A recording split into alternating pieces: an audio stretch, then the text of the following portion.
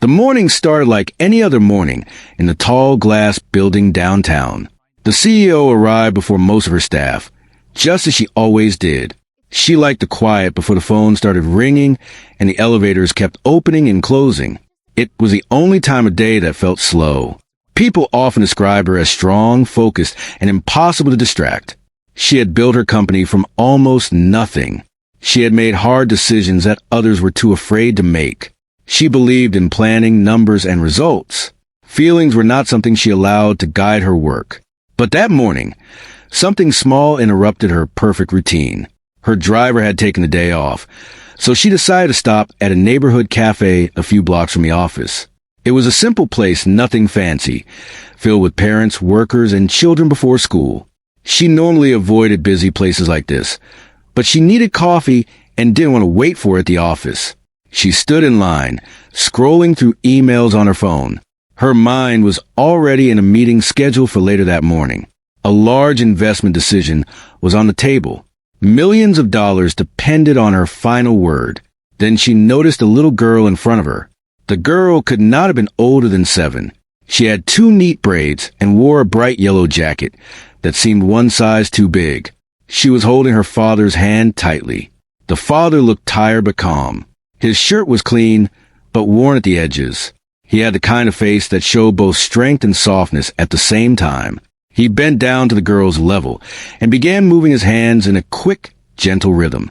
The CEO glanced up from her phone. She realized they were using sign language.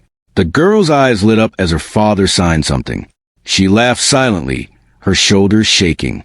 He exaggerated his expressions, making her smile even wider. He signed again, slower this time, and she responded with small but confident movements of her own hands. The CEO felt something shift inside her. She had seen sign language before, of course. Her own daughter was deaf. But at home, things felt different. Conversations were short and often quiet. There was tension in the space between them. Her daughter stayed in her room most evenings. When they did communicate, it felt careful, almost fragile. But here, in this small cafe, this father and daughter moved with ease. There was laughter. There was warmth. There was connection. The line moved forward. The father stepped up to order. Instead of speaking right away, he turned to his daughter and signed the menu options to her. He pointed gently at the display case, describing each item with patient hand movements. He waited for her answer. He did not rush her. Other customers shifted impatiently behind them, but he didn't seem to notice. The CEO felt her chest tighten. She thought about the times she had been too busy to wait. The times she had let her assistant handle school matters. The times she had told herself she would learn more sign language when things slowed down. Things had never slowed down.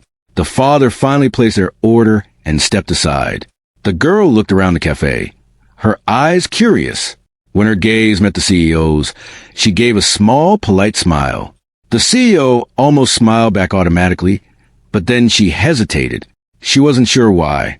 Maybe she wasn't used to being noticed in simple moments like this. People usually looked at her with recognition or caution, not innocence. The father noticed the brief exchange. He gave a respectful nod. She nodded back. When their drinks were ready, the father carried both cups carefully while the girl carried a small bag of pastries. They found a table near the window. The CEO received her coffee and, without thinking too much about it, chose a table not far from theirs. She told herself it was just because it was the only empty seat. But deep down, she knew she wanted to observe them a little longer. The father pulled out a notebook from his bag. He placed it on the table and drew something quickly with a pen. The girl watched closely. He turned the notebook toward her, and she burst into another silent laugh. He had drawn a silly cartoon version of himself holding an oversized coffee cup. He pointed at the drawing, and then at her, signing something playful. She covered her mouth as she laughed again. The CEO felt her throat tighten unexpectedly. Her own daughter rarely laughed like that anymore. At home, breakfast was often quiet. The CEO would skim headlines while her daughter tapped lightly on her phone. They would exchange short signs: good morning, eat, school. Simple words, necessary words, but nothing playful, nothing that filled the room with light. She had told herself that her daughter was just growing up, Teenagers pulled away. That was normal. But this little girl wasn't pulling away. She leaned toward her father, as if he were her safest place in the world. The father suddenly looked at his watch, and then signed something that made the girl nod seriously. He cleaned the table quickly, packed their things, and helped her put on her backpack. As they walked toward the door, the girl stopped near the CEO's table. For a brief second, the CEO thought the child might simply pass by. Instead, the girl looked at her carefully. Then she signed something small and simple. The CEO froze. She recognized the sign. It meant have a good day. The CEO's hands felt stiff. It had been a long time since she signed outside her home. She hesitated, feeling strangely nervous in front of a child. Then she slowly signed back. You too. The girl's face brightened even more. She tugged gently at her father's sleeve and signed quickly. He looked surprised and impressed. He turned to the CEO and signed a polite thank you. She nodded again, unsure why her heart was beating faster. They left the cafe together, stepping into the cool morning air. The CEO sat still for a moment. Her coffee had grown cold. For the first time that day, she forgot about the investment meeting. She forgot about the numbers waiting on her desk. Instead, she saw her daughter's face in her mind. She remembered the day the doctors told her that her child would never hear sound the way others did. She had felt fear first, then determination. She promised herself she would give her daughter the best education, the best technology, the best support. And she had. But watching that father and his little girl, she began to wonder if she had missed something more important. Support was not the same as connection. Money could provide resources, but it could not replace time. She checked her watch and realized she was running late. She stood quickly and left the cafe, her heels clicking against the pavement. When she reached her office building, employees greeted her with respect. Assistants followed her into meetings. Charts appeared on screens. Voices filled the room. She answered questions sharply and clearly. She made decisions with confidence. On the outside, nothing had changed. But inside, her thoughts kept returning to the quiet laughter in the cafe. Later that afternoon, her assistant reminded her about a charity event the company was sponsoring. It focused on children with hearing loss. She had agreed to attend months ago, but had not paid much attention to the details. She almost told her assistant to send someone else. Almost. Instead, she paused. Send me the full program, she said. Her assistant looked surprised but nodded. When the document arrived in her inbox, she opened it slowly. One of the guest speakers was listed as a community volunteer who worked with deaf children and parents, teaching affordable sign language classes. She stared at the name. It was the same father from the cafe. She leaned back in her chair, stunned by the small coincidence. For years, she had believed that success came from control, from careful planning, from staying focused on goals. But that morning, something unexpected had entered her carefully ordered world. A tired father with gentle hands, a little girl in a yellow jacket, and a simple sign that meant, have a good day. She closed her laptop slowly. For the first time in a long while, she felt curious, not about business, not about profits, but about people. And she did not yet know that this small moment in a crowded cafe was only the beginning. The rest of the day moved fast, but the CEO felt slower inside. Meetings ended, calls were made, and decisions were approved, yet her thoughts kept drifting back to the cafe. She kept seeing the father's hands moving with ease, and the way the little girl leaned toward him without hesitation. That evening, when she reached home, the house felt too quiet. The lights turned on automatically as she walked in. Her daughter was already there, sitting on the couch with her tablet, her headphones resting in use around her neck. She glanced up briefly, then looked back down. The CEO signed a simple greeting. Her daughter nodded and signed back, polite but distant. Dinner was prepared by the house staff, placed neatly on the table. They ate together, but the space between them felt wide. The CEO tried to start conversation, signing about school, about homework, about a project coming up. Her daughter answered, but without much expression. The CEO watched her carefully. She noticed how her daughter's shoulders stayed tense, how her eyes rarely met hers for long. It wasn't anger. It was something quieter, something heavier. After dinner, her daughter signed that she was tired and went to her room. The CEO stood alone in the kitchen for a long moment. That night, she opened her laptop again, but not for work. She searched for sign language resources. She realized how many words she didn't know, how many expressions she had never learned. She had always relied on professional interpreters and special programs. She had assumed that was enough. But maybe it wasn't. Across town, in a small apartment, the single father tucked his daughter into bed. The apartment was modest but clean. The walls were covered with drawings, school papers, and handwritten notes. Some were reminders. Some were encouragements. Some were just silly sketches. He signed a bedtime story to his daughter, using his hands and face to bring it to life. He made the characters big and dramatic, then small and sneaky. She followed every movement, her eyes wide and focused. When the story ended, she signed a question. He smiled softly and answered. Then she signed something else, slower this time. He paused. She asked about her mother. He sat beside her, thinking carefully. He signed with honesty but gentleness. He explained that her mother loved her very much, even though she couldn't be there. He reminded her that families could look different and still be full of love. The girl nodded quietly and hugged him. After she fell asleep, the father sat at the small table in the living room. He reviewed papers from his part-time job and notes from the sign language classes he helped teach at the community center. He didn't make much money, but he believed in what he was doing. He had learned sign language out of love, not obligation. At first, it was clumsy and slow. His hands cramped. His confidence faded. But he kept going. He learned late at night, early in the morning, and whenever he could, because his daughter deserved a voice. The next morning, the CEO arrived at the office earlier than usual. She had barely slept. Her assistant noticed a tired look on her face. "You okay?" the assistant asked quietly. The CEO nodded, then hesitated. "Do we still sponsor that hearing loss event this weekend?" she asked. "Yes," the assistant replied. "You're scheduled to give a short opening speech." The CEO nodded again. "I'll be there."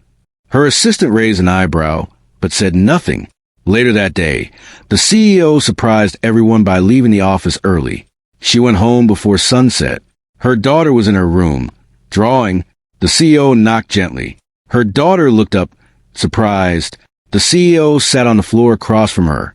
Slowly, carefully, she signed something different this time. Not a question about school. Not an instruction. She signed an apology. Her daughter froze. The CEO signed that she was sorry for being busy. Sorry for missing moments. Sorry for not learning enough. Her daughter's eyes filled with emotion, but she didn't look away. The CEO signed that she wanted to do better, that she wanted to learn together. For the first time in a long while, her daughter smiled softly. It wasn't loud or dramatic, but it was real. The next few days brought small changes. The CEO practiced sign language every night. She stumbled often. She laughed at herself. Her daughter corrected her patiently, sometimes teasing her gently. At work, the CEO seemed distracted but lighter. She delegated more. She listened more. Her colleagues noticed the difference, though they didn't understand it. Meanwhile, the single father prepared for the upcoming event. He helped his daughter pick out her favorite dress. She chose one with small stars on it. He reminded her that she didn't have to stand on stage if she didn't want to. She shook her head firmly. She wanted to be there. The day of the event arrived.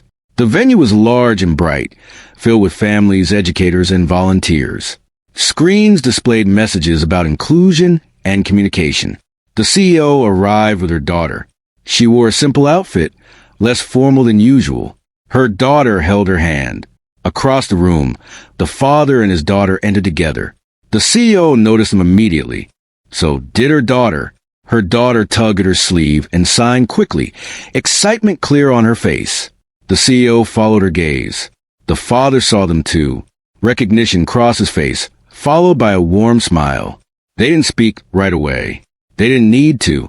The event began. The CEO walked onto the stage to give her speech. As she looked out at the audience, she spotted her daughter in the front row, watching closely. The CEO spoke about technology, education, and access. But this time, Her voice softened when she spoke about connection, about listening with more than ears. When she finished, the applause felt different. It felt sincere. Later, the father took the stage. He signed his entire talk, with an interpreter voicing his words for those who didn't understand. He spoke about patience, about mistakes, about love being the best teacher. The CEO watched, deeply moved. When the event ended, the crowd slowly dispersed. The father and the CEO finally stood face to face. Their daughter stood between them, smiling. The father signed a greeting. The CEO responded smoothly this time. They both paused, surprised at how natural it felt. Neither of them realized it yet, but their lives had already begun to change, quietly, steadily, because of one morning, one cafe, and one small act of understanding. The days after the event felt different for both families, though neither spoke about it out loud. For the CEO, mornings no longer began with silence and rushing. She woke earlier to practice sign language while the house was still quiet. Her hands moved slowly at first, then with more confidence. Sometimes she practiced in front of the mirror, making faces that felt awkward but necessary. Other times, she sat at the kitchen table with her daughter, learning new signs together. Her daughter noticed the effort. She noticed mistakes too, but she didn't mind them. At breakfast, they talked more. Not about big things at first, just small moments. A funny drawing from school. A classmate who always waved too much. A teacher who signed with dramatic flair. These simple exchanges filled a space that had once felt empty. At work, the CEO found herself thinking differently. During meetings, she caught herself watching people's expressions instead of only the numbers on the screen. She listened more closely.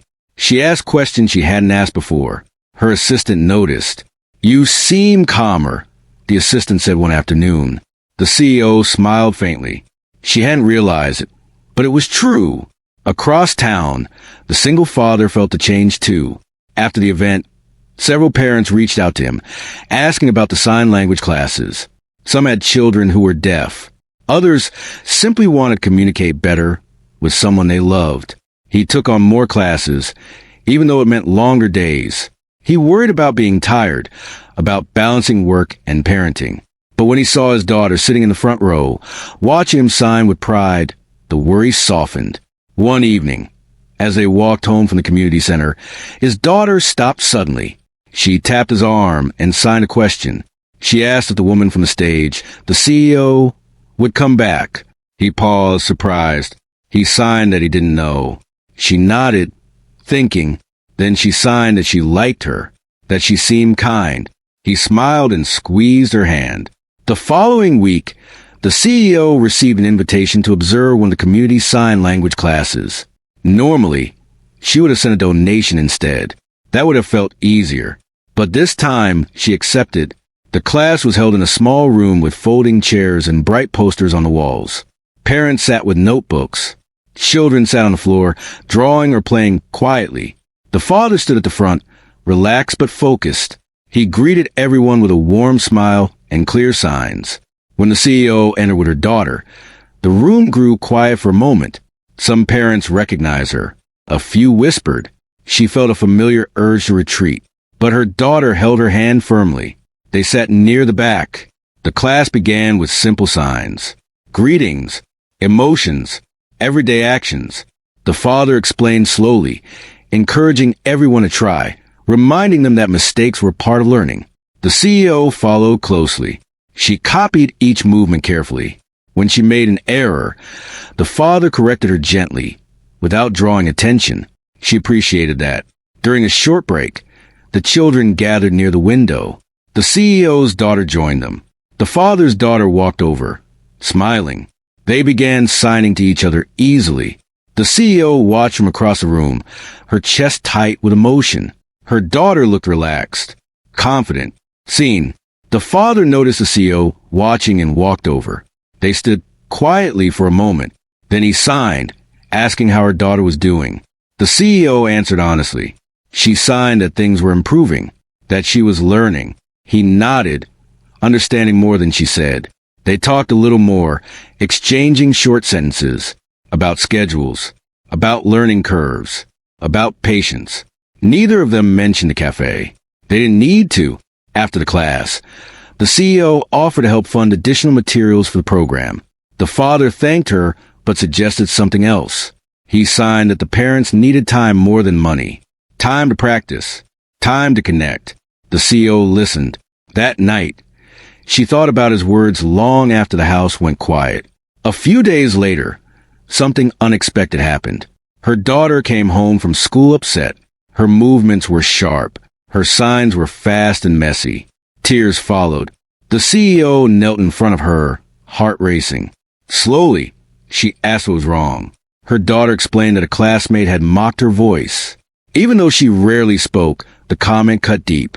The teacher had stepped in, but the damage was done. The CEO felt anger rise, hot and quick, but she held it back. She signed reassurance. She signed pride. She signed strength. Then she paused. She didn't know what else to do, so she asked her daughter what she needed. Her daughter looked at her, surprised. Then she signed something simple. She wanted to talk to someone who understood. The CEO thought of the father. She hesitated only a moment before sending a message through the community center. That evening, the father welcomed them into his apartment. The space felt warm and lived in. The walls told stories. His daughter greeted them with excitement. The children sat together on the floor, signing quietly. The father and the CEO sat at the table. The CEO explained what had happened. Her signs were slower than usual, but clear. The father listened without interrupting. When she finished, he nodded. He signed advice drawn from experience. He talked about teaching confidence, about reminding children that their differences were not weaknesses. The CEO absorbed every word. Later, the father's daughter shared her own story with the CEO's daughter, about a time she felt left out, about how it hurt, about how it passed. The CEO watched her daughter's face soften. She realized something then. Her daughter didn't need protection from the world. She needed connection within it. When it was time to leave, the CEO felt reluctant.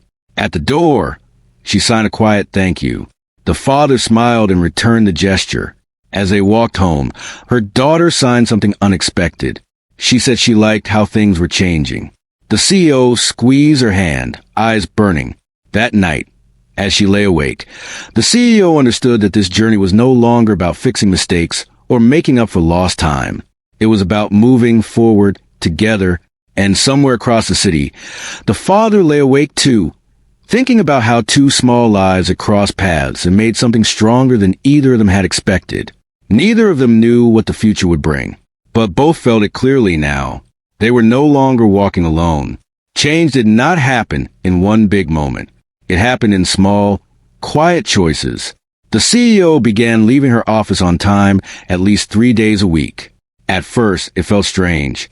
Her team was not used to seeing her shut down her laptop before dark. A few executives tried to schedule late meetings.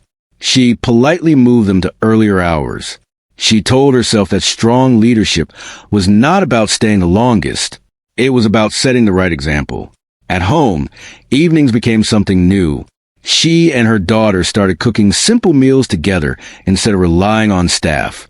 The first time they tried, they burned the rice and oversalted the soup. They looked at each other, then both burst into silent laughter. It was messy. It was imperfect, but it was theirs. Her daughter began sharing more about school.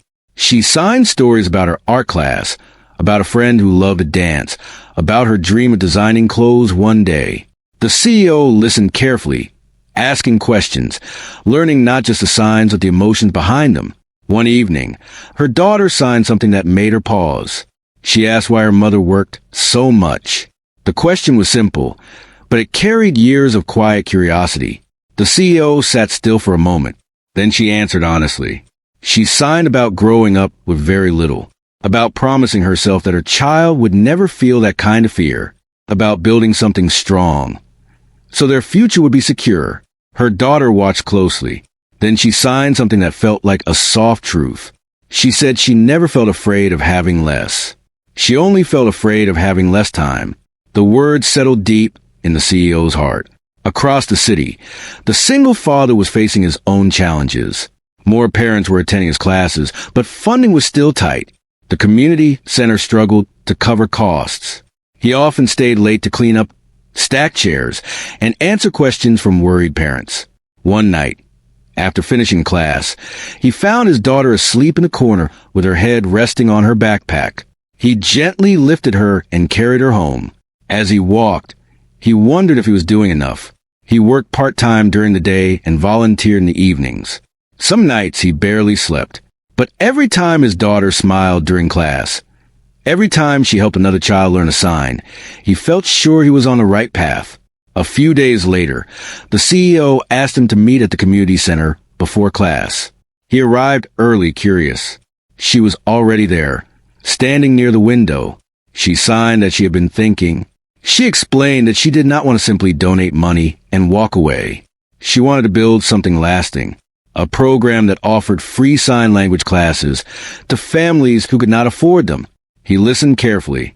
She signed that her company had resources, space, connections, but she wanted his guidance, his experience.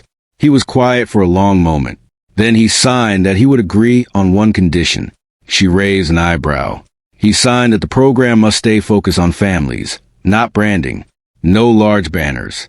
No media attention that turned it into a business promotion. She felt a small smile form. For the first time in years, someone had spoken to her not as a CEO, but simply as a person. She agreed. The partnership began slowly. They met weekly to plan. They talked about location, scheduling, volunteers, and training. They disagreed sometimes. She thought in numbers and timelines. He thought in people and emotions. But instead of clashing, they learned from each other. Their daughters often sat nearby during these meetings, doing homework or drawing. Sometimes they would stop and watch their parents talk, smiling quietly. One afternoon, while reviewing plans, the CEO noticed a father rubbing his wrist. She asked if he was okay. He shrugged and signed that his hands sometimes hurt from overuse. Too many hours signing without rest. She frowned. She realized she had never considered the physical cost of constant communication. The next week, she arranged for a specialist to visit the center and teach proper hand care and stretching techniques for sign language users. He looked at her with gratitude, not because it was expensive, but because she had noticed. Meanwhile, her daughter's confidence continued to grow. At school, she volunteered to help a younger student who had just transferred and felt lost. She showed patience beyond her years. When the CEO heard about it, pride filled her chest. One evening, as they walked home from the community center together, the four of them stopped at a small park. The sun was setting, painting the sky in soft colors. The girls ran ahead, playing near the swings. The CEO and the father sat on a bench. For a while, they simply watched the children. Then he signed something thoughtful. He asked if she ever felt guilty. She did not pretend to misunderstand. She nodded. She signed that she carried guilt for years. For missed school events. For late nights. For choosing meetings over moments. He listened. Then he signed that guilt could teach, but it should not control. He said they were both learning. She looked at him, surprised by the calm wisdom in his words. For a long time, she had believed she needed to lead every situation, to solve every problem. But sitting on that bench, she realized that growth sometimes meant allowing others to guide you too. As the weeks passed, the new program began to take shape. The company provided a bright, welcoming space downtown. Volunteers signed up. Parents registered. On opening day, there were no cameras, no grand speeches, just families walking through the doors with hope in their eyes. The CEO stood near the entrance, greeting each one personally in sign language. Some were surprised to see her there, but she did not stand apart. She sat in the circle like everyone else, practicing, learning, laughing at her own mistakes. Her daughter sat proudly beside her. The father led the first session, calm and steady. As he signed, he looked around the room at the mix of people, wealthy professionals, working parents, grandparents, teenagers. For once, differences did not matter. They were all there for the same reason: connection. At the end of the session, a mother approached the CEO with tears in her eyes. She signed that it was the first time she felt understood since her son's diagnosis. The CEO felt emotion rise in her throat. She realized that success felt different now. It was not measured in profits or headlines. It was measured in moments like this. Later that night, after everyone had left, she stood alone in the quiet room. The chairs were slightly out of place. Papers were scattered on tables. The air still carried warmth from the day. The father walked back in, having forgotten his notebook. They looked at each other and smiled. No words were needed. Both understood that something bigger than either of them had begun. Not a business deal, not a charity event, but a shift in how they lived. Outside, their daughters waited by the door, laughing together under the soft streetlights. The CEO watched her daughter's face glow with happiness. She knew then that the life she had worked so hard to build was finally starting to feel complete. And this time, she was fully present to see it. The months that followed did not feel dramatic from the outside, but inside, everything had changed. The CEO no longer measured her days only by meetings and results. She measured them by moments.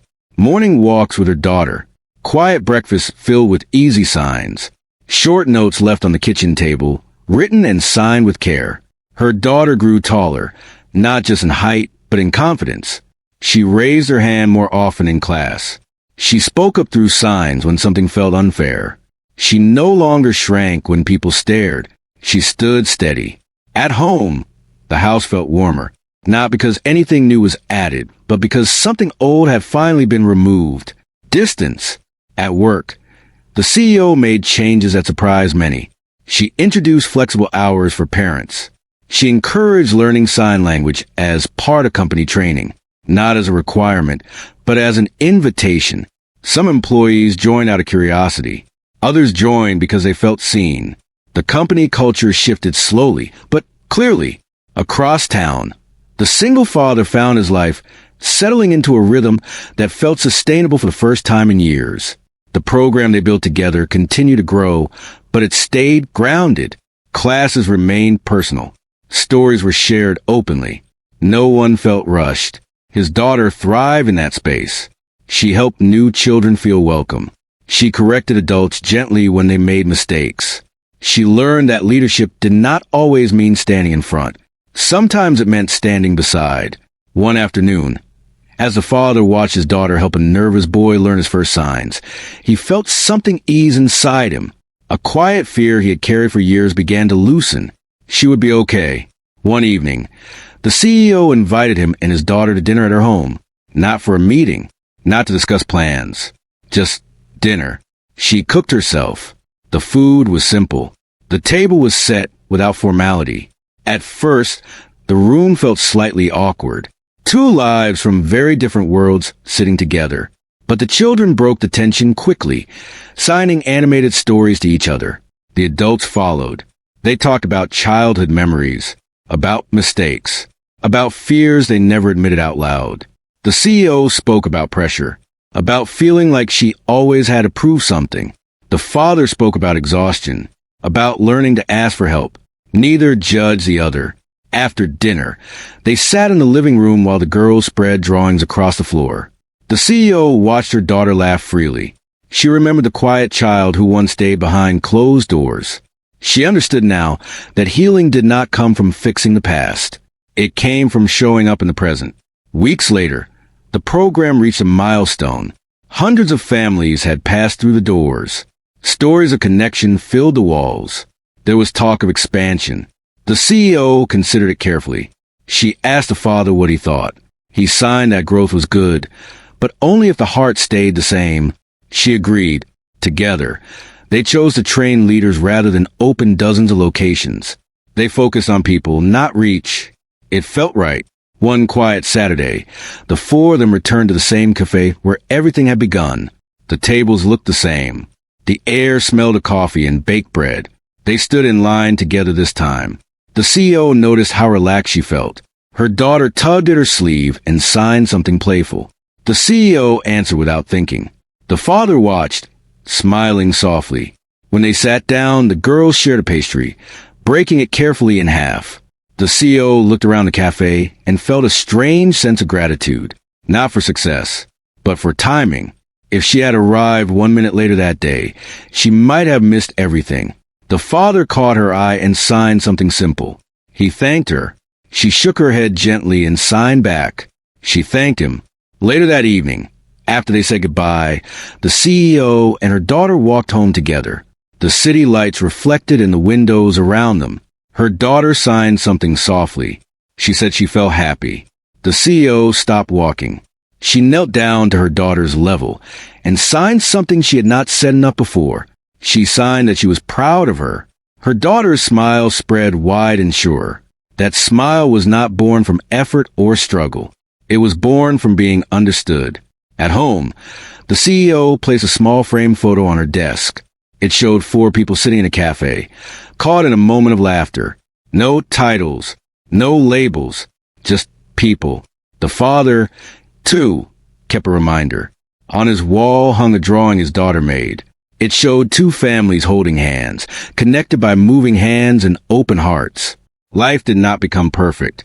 There were still hard days, still misunderstandings, still moments of doubt. But now, they faced those moments together. The CEO no longer chased success to feel whole. The father no longer carried the weight alone. And 2 children grew up knowing that their voices mattered. All because of a small moment. A tired father using his hands. A child smiling without sound. And a woman who finally looked up from her phone and truly saw. The world did not change overnight. But for them, everything had.